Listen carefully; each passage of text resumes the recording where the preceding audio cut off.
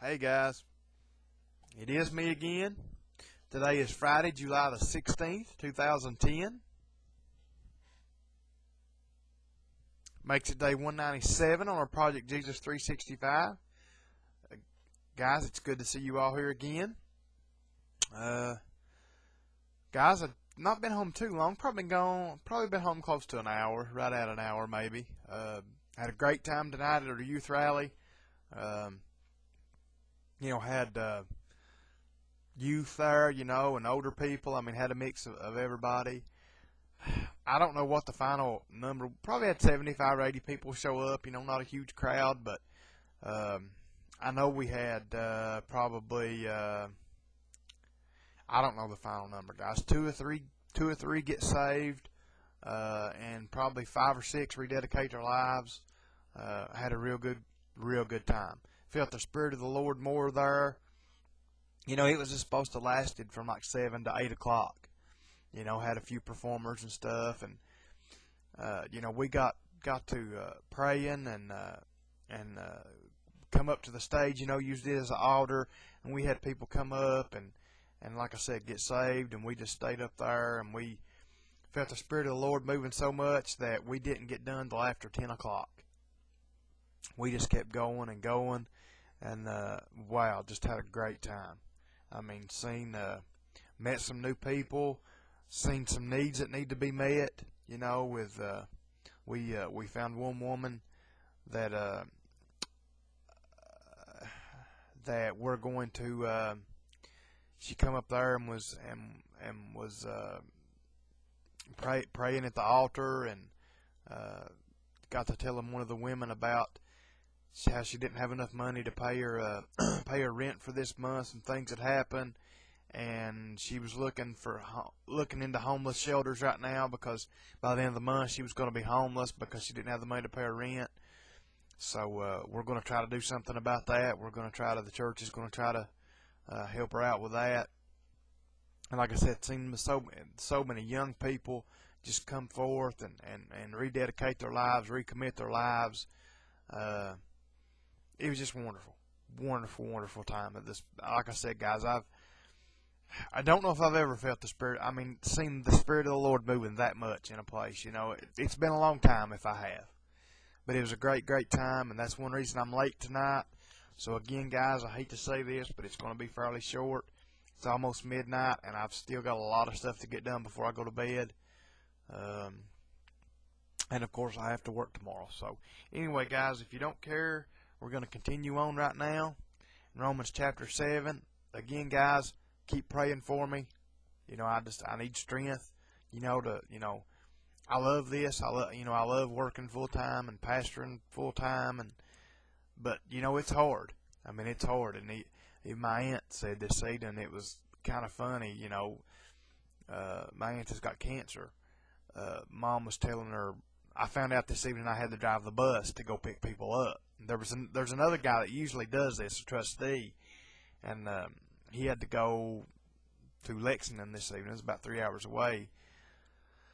So anyway, I had to drive the bus to go pick people up, and Mom was telling her about it when I was in the shower trying to get ready, because I was trying to, get home and eat supper and try to get ready and be at these people's the pickup point by 6:30, and I didn't quit work till 5:30, and anyway, I was running around like a wild man. And my aunt told Mom, she said, like I said, it's kind of funny. She said they're putting too much pressure on him. She said they're putting too much on him. That's what she said. She said, you just can't handle all that. And because his mom come and told me that she said that later, and which it is a lot of pressure. There's a lot to do, like I said, and to be honest, there's more to do than I would ever imagine. But I love it. I do. I love doing this stuff for the Lord, because I know it's not for me. When it's that hard and it's that much work, I'm not doing it for enjoyment. I'm not doing it to get some kind of kick out of it myself. I'm doing it for the Lord, and I love doing it.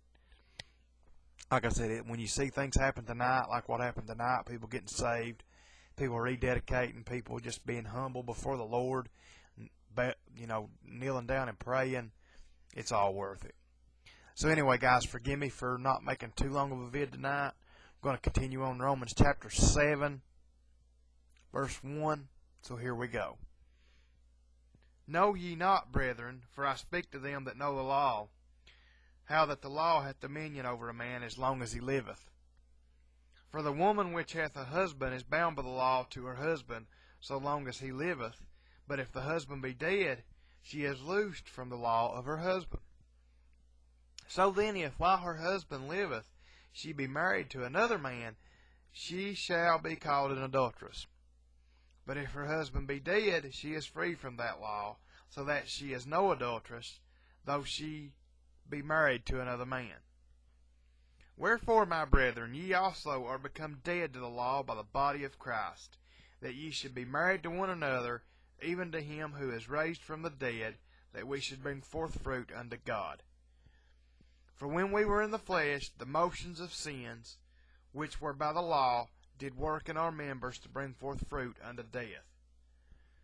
But now we are delivered from the law, that being dead wherein we were held, that we should serve in newness of spirit, and not in the oldness of the letter. What shall we say then? Is the law sin? God forbid.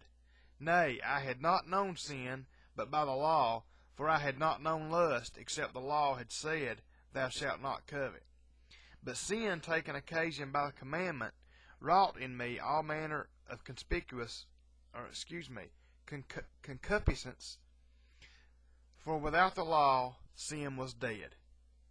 For I was alive without the law once, but when the commandment came, sin revived, and I died.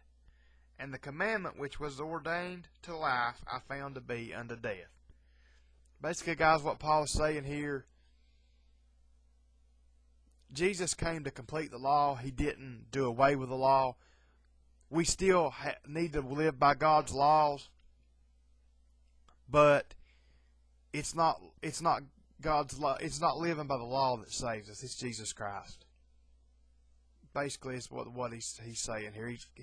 Paul tends to take a long way around to say some of this stuff, but that's basically what he's saying. You know, just like a woman whose husband has died, she can marry again and not be an adulteress because her husband is dead. Same way with us. The law, we don't, what am I trying to say?